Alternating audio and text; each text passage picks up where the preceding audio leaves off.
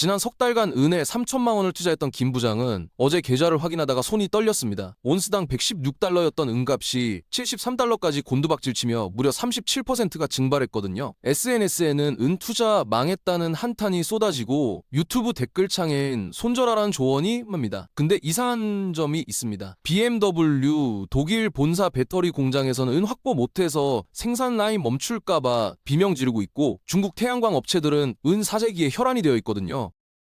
수요는 폭발하는데 가격은 폭락한다? 이건 경제학 교과서를 찢어버리는 상황입니다. 전문가들은 지금 이 순간이 평생 다시 안 올 매집 타이밍이라고 귀띔합니다. 현재 독일 미넨에 있는 BMW 전기차 배터리 공장 구매팀장은 매일 아침 공급업체에 전화를 겁니다. 다음 달 물량 확보 가능하냐는 질문에 돌아오는 답은 한결같이 대기자 명단에 올려드리겠다는 겁니다. 중국 장수성 태양광 패널 제조사 왕 사장도 비슷한 상황이죠.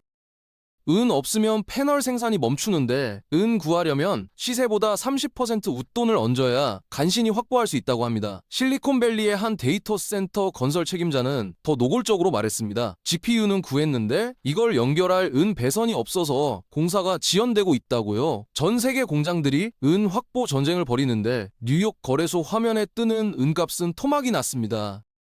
이게 정상일까요? 수요가 공급을 압도하면 가격이 오른다는 건 중학교 사회 시간에 배우는 상식인데, 지금 은 시장에서는 이 공식이 완전히 뒤집혔거든요. 월스트리트의 헤지펀드 매니저들은 화면 속 73달러라는 숫자엔 관심도 없습니다. 그들이 보는 건 단 하나, 스위스 금고에 쌓여있는 실물 은바의 개수입니다. 누군가 의도적으로 종이시장의 가격을 짓밟으면서 공포를 조장하고 그 사이 실물은 조용히 빠져나가고 있는 겁니다.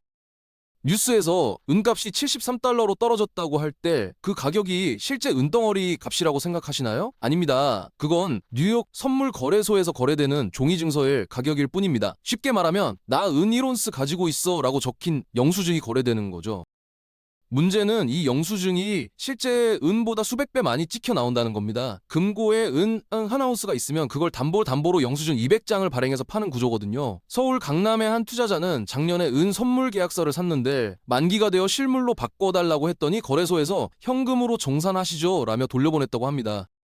왜 그럴까요? 실물이 없으니까요. 200명한테 영수증을 팔아놨는데 정작 금고엔 은이 한 개밖에 없는 겁니다. 만약 영수증 가진 사람들이 한꺼번에 진짜 은 내놔 라고 몰려들면 어떻게 될까요? 시스템이 그 자리에서 붕괴됩니다. 뉴욕 코맥스 COMEX 금고에 쌓여있던 실물 은 재고는 2019년 3억 온스에서 2024년 5천만 온스로 80% 이상 증발했습니다. 금고는 텅텅 비어가는데 종이 증서는 여전히 수억 장이 시장에 떠돌고 있죠.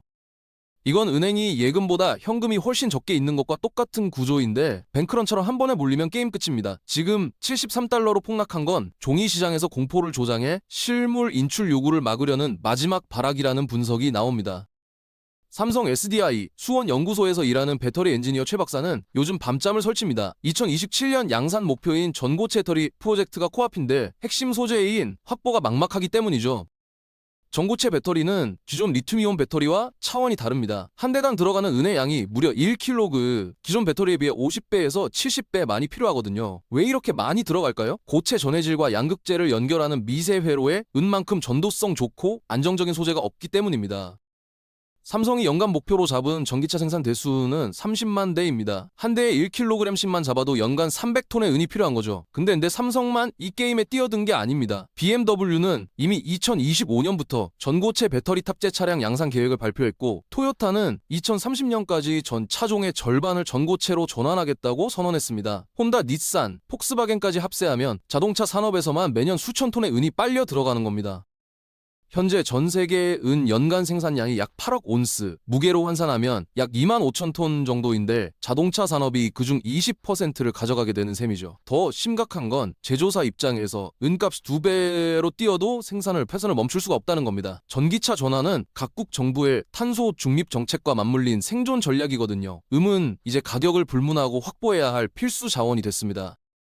중국 허난성에서 태양광 패널 공장을 운영하는 리 사장은 작년까지만 해도 웃었습니다. 전 세계가 탄소 중립을 외치며 태양광 패널 주문이 폭주했거든요. 그런데 올해 들어 표정이 180도 바뀌었습니다. 은 가격이 문제가 아니라 은 자체를 구할 수가 없는 겁니다. 태양광 산업은 현재 전 세계에서 생산되는 은의 40%를 혼자서 빨아들이는 최대 수요처입니다. 패널 한 장에 들어가는 은이 얼마나 되냐고요? 예전 P타입 패널은 약 130mg 정도였는데 요즘 나오는 최신형 N타입 패널은 무려 230mg이 들어갑니다. 거의 80%나 늘어난 거죠. 왜 이렇게 은을 퍼붓느냐? 효율을 단 1%라도 높이려면 은 사용량을 늘릴 수밖에 없기 때문입니다. 전기 전도성이 최고인 은을 회로에 더 많이 바르면 태양광을 전기로 변환하는 효율이 올라가거든요. 2025년 한 해 동안 전 세계 태양광 공장에서 소비한 은이 얼마인지 아십니까? 약 2억 5천만 온스에서 3억 온스, 무게로 따지면 약 8천 톤이 넘습니다. 근데 이게 끝이 아닙니다. 유럽연합은 2030년까지 태양광 발전 용량을 현재의 3배로 늘리겠다고 발표했고, 미국도 인플레이션 감축법 IRA로 태양광 설치에 천문학적 보조금을 쏟아붓고 있습니다. 한국도 200 정책으로 기업들이 태양광을 펼치 경쟁을 벌이고 있죠. 연간 은 생산량은 고작 8억 온스인데 그중 절반 가까이를 태양광 산업이 가져가는 구조입니다. 광산에서 은을 더 캐낼 수도 없는 상황에서 태양광 수요만 폭증하니 고갈은 시간 문제입니다. 실리콘밸리 3호세에 있는 AI 스타트업 CTO 박 이사는 최근 골치가 아픕니다. 챗GPT 같은 생성형 AI 서비스를 돌리려면 데이터 센터가 필요한데 이게 보통 전기 먹는 하마가 아니거든요. AI 모델 하나 학습시키는 데 드는 전력이 웬만한 소시 한 달치 전기 사용량과 맞먹습니다. 구글 데이터 센터 한 곳이 하루에 소비하는 전기가 5만 가구가 1년 동안 쓰는 양이라는 통계도 있죠. 문제는 이 어마어마한 전력을 서버까지 손실 없이 전달하는 게 생각보다 어렵다는 겁니다. 일반 구리 배선으로는 저항이 커서 전기가 열로 새어나가거든요. 그래서 필요한 게 지구상에서 전기 전도성이 가장 뛰어난 은입니다. 은으로 도금한 배선과 접점을 쓰면 전력 손실을 최소화할 수 있죠. 엔비디아가 만드는 최신 H100, H200 GPU 칩을 뜯어보면 미세 회로 곳곳에 은 도금이 박혀 있습니다. SK 하이닉스와 삼성이 경쟁하는 고대 역폭 메모리 HBM도 마찬가지죠. 칩과 칩을 연결하는 미세한 범프에 은을 쓰지 않으면 신호 전달 속도가 떨어져 제품이 불량 판정을 받습니다. 실리콘밸리의 한 벤처 캐피털 파트너는 이렇게 말했습니다. 요즘 투자 미팅에서 CEO들이 반도체 칩 수급보다 은 확보 전략을 더 많이 물어본다고요. AI 붐이 계속될수록 데이터 센터는 기하급수적으로 늘어나고 그 안에 들어가는 GPU와 서버, 배선에 필요한 은의 양도 폭증합니다. 마이크로소프트, 아마존, 메타가 AI 인프라에 수천억 달러를 쏟아붓겠다고 발표했는데 그 돈의 상당 부분이 결국 은을 사는 데 쓰일 겁니다. 은 없이는 AI 혁명도 없는 겁니다. 서울 종로의 한 귀금속 도매상 김 사장은 30년 넘게 금과 은을 다뤘습니다. 그가 항상 하는 말이 있죠. 금은 1000년이 지나도 금고에 그대로 있지만 은은 쓰면 사라진다는 겁니다. 무슨 뜻이냐면 금은 한번 채굴되면 보석이든 금괴든 형태만 바뀔 뿐 지구상에서 사라지지 않습니다. 녹여서 다시 쓰면 되거든요. 하지만 은은 다릅니다. 스마트폰 한 대에 들어가는 은이 0.3g 정도인데 이걸 회수하려면 폐기된 휴대폰을 모으고 분쇄하고 화학 처리를 해야 합니다. 그 과정에 드는 비용이 광산에서 새로 캐는 것보다 비싸요. 그러니 재활용률이 20%도 안 됩니다. 나머지 80%는 그냥 매립되거나 소각되면서 영원히 사라지는 겁니다. 태양광 패널도 마찬가지죠. 패널 수명이 다해서 폐기할 때 안에 박힌 은을 회수하는 업체가 거의 없습니다. 경제성이 없으니까요. 더 심각한 건 은 공급 구조입니다. 전 세계에서 생산되는 은의 70%는 구리, 아연, 납, 광산에서 나오는 부산물입니다. 은값이 2배로 뛴다고 해서 광산 회사가 은을 2배로 캔 수 있는 게 아니란 얘기죠. 비유하자면 계란 노른자가 더 필요하다고 닭한테 노른자만 낳으라고 할 수 없는 것과 같습니다. 구리 수요가 없으면 구리 광산이 멈추고 구리 광산이 멈추면 은도 안 나오는 구조거든요. 매년 산업 현장에서 사라지는 은이 약 5억 온스, 무게로 1만 5천 톤이 넘습니다. 이건 다시는 돌아오지 않는 양입니다. 금처럼 금고에 차곡차곡 쌓이는 게 아니라 쓰는 순간 증발하는 겁니다. 지금 지구상에 남은 은의 양은 인류 역사상 가장 적은 수준이라는 분석도 나옵니다. 런던의 한 귀금속 분석가는 매년 발표되는 N 시장 보고서를 보며 고개를 가로졌습니다. 2021년부터 지금까지 6년 연속 똑같은 결론이 나오거든요. 공급 부족, 적자 지속이라는 빨간 글씨죠. 2021년에 1억 온스 모자랐고 2022년에 1.2억 온스, 2023년에 1.5억 온스가 부족했습니다. 2025년 한 해만 따져도 약 1.6억에서 2억 온스가 모자랐어요. 온스로는 감이 안 오시죠? 무게로 환산하면 약 5,000톤입니다. 6년 연속 적자라는 건 매년 창고 재고를 까먹으며 버티고 있댔다는 뜻입니다. 문제는 창고가 이제 바닥을 드러내고 있다는 겁니다. 뉴욕 코맥스 금고에 쌓인 은이 2019년 3억 온스에서 2025년 5천만 온스로 줄었다는 건 앞서 말씀드렸죠. 역사를 돌이켜보면 이런 상황에서 가격은 서서히 오르는 게 아닙니다. 어느 날 갑자기 수직으로 폭발하죠. 2008년 히토류 파동 때가 그랬습니다. 중국이 히토류 수출을 제한하자 가격이 3개월 만에 10배 뛰었거든요. 공급망이 한계에 도달하면 가격은 통제 불가능한 괴물됩니다. 그런데 지금 은값은 오히려 폭락했습니다. 이게 말이 됩니까?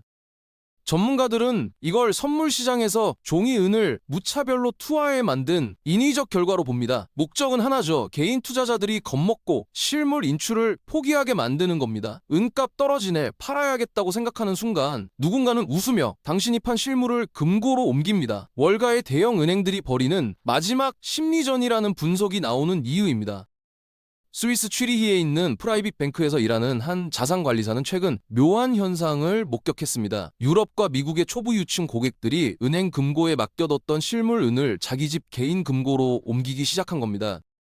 2008년 금융위기 때 은행들이 예금 인출을 막았던 뱅크런 기억이 생생한 이들은 이번엔 아예 믿을 게 자기 금고밖에 없다고 판단했죠. 이걸 업계에서는 볼트런, 즉 금고런이라고 부릅니다. 더 흥미로운 건 가격입니다. 뉴욕 선물시장에서 은값이 온스당 73달러로 표시될 때 중국 상하이 금거래소에서는 같은 시각 100달러에 육박하는 가격에 거래가 이루어지고 있거든요. 같은 은인데 중국에서는 거의 40% 비싼 값에 팔린 겁니다.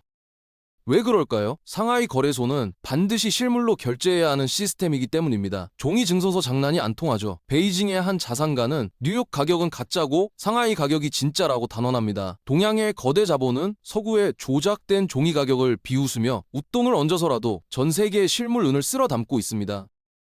홍콩의 한 귀금속 딜러는 요즘 중국 본토 바이어들이 캐나다산 은발을 프리미엄 20% 얹어서 사간다고 귀띔했죠. 런던 금괴시장에서도 비슷한 일이 벌어집니다. 아시아 구매자들이 유럽 금고에 쌓인 은을 닥치는 대로 사들이고 있다는 겁니다. 이 기괴한 동서양 가격 차이는 시스템이 임계점에 도달했다는 명백한 신호입니다.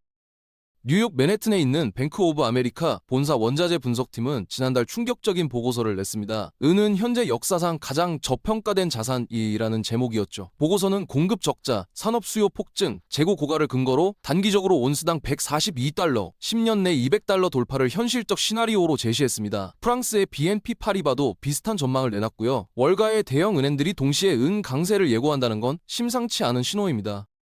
이들은 자기네 고객 자산을 굴리는 사람들이거든요. 함부로 전망을 던지지 않아요. 더 주목할 건 각국 정부의 움직임입니다. 미국 정부는 2025년에 은을 중요 광물 크리티컬 미네랄 목록에 공식 등재했습니다. 이게 무슨 의미냐면 석유나 히토류처럼 국가 안보의 필수적인 전략 자원으로 인정했다는 겁니다. 바이든 행정부가 발표한 중요 광물 목록에는 리튬, 코발트와 함께 은이 당당히 이름을 올렸죠. 빠져나가는 걸 정부가 직접 통제하기 시작했거든요. 베이징 정부는 반도체와 배터리 산업을 위해 자국 은 자원을 보호한다고 공식 발표했습니다. 미국과 중국이 반도체 전쟁을 벌이는 상황에서 칩 제조에 필수인 은은 총알 없는 전쟁의 핵심 무기가 됐습니다. 유럽연합도 은을 전략 원자재로 분류하고 비축 계획을 논의 중이고요. 이제 은은 단순한 기금속이 아니라 국가 간 쟁탈전이 벌어지는 전략 물자입니다. 서울 강남의 한 투자자 이 회장은 작년에 은 ETF로 2억 원을 굴렸습니다. 수익률도 괜찮았고 편하게 클릭 몇 번으로 매매할 수 있어서 만족했죠. 그런데 최근 미국의 한 은 ETF가 실물 보유량록 논란에 휘말리면서 생각이 바뀌었습니다. 감사 결과 ETF가 보유하고 있다던 은의 30%가 실제로는 존재하지 않았던 겁니다. 종이 증서와 똑같은 사기극이죠. 이 회장은 즉시 ETF를 청산하고 손에 잡히는 실물 은바 100온스를 샀습니다. 시스템이 붕괴되면 화면 속 숫자는 한순간에 사라지지만 금고에 든 은덩어리는 절대 사라지지 않는다는 게 그의 결론입니다. 은의 독특한 점은 안전자산이면서 동시에 산업자산이라는 겁니다. 경기가 나빠지면 안전자산으로 가격이 받쳐지고 경기가 좋아지면 산업 수요가 폭증하며 가격이 오릅니다. 어느 쪽이든 손해볼 확률이 적죠. 하지만 지금처럼 변동성이 심한 시기에 몰빵은 위험합니다. 부산의 한 은 투자자는 매달 월급의 10%로 은발을 한 개씩 사모으는 전략을 3년째 유지하고 있습니다. 73달러로 떨어졌을 때도 사고 100달러로 올랐을 때도 삽니다. 평균 단가를 맞추는 분할 매수죠. 또 하나 참고할 지표는 골드, 실버 레이시오입니다. 금값을 은값으로 나눈 비율인데 역사적으로 50 근처가 적정선입니다. 지금은 70이 넘거든요. 은이 금보다 훨씬 저평가됐다는 뜻이죠. 화면 속 숫자가 하루에도 몇 번씩 출렁이지만 거기에 일희일비하면 안 됩니다. 장기적으로 실물 자산을 차곡차곡 쌓는 지주의 관점이 필요합니다. 2027년 삼성이 전고체 배터리 양산 소식을 발표하는 날 지금의 73달러라는 은값은 전설 속 이야기가 될 겁니다. 태양광 패널은 계속 깔려야 하고 AI 데이터 센터는 멈출 수 없는데 공급은 절대 늘어나지 않거든요. 차트 분석으로는 설명 안 되는 미지의 영역으로 가격이 치솟을 겁니다. 지금 이 순간 37% 폭락은 대중에게는 공포지만 본질을 꿰뚫은 투자자에게는 인생을 바꿀 마지막 탑승 기회입니다. 투기가 아닙니다. 미래 인류 문명을 떠받치는 핵심 물질의 지분을 확보하는 겁니다. 조작된 종이 시장의 쇼에 속아 넘어가지 마십시오. 발밑에 진실인 실물 은을 움켜쥔 자만이 다가올 대전환의 승자가 될 겁니다.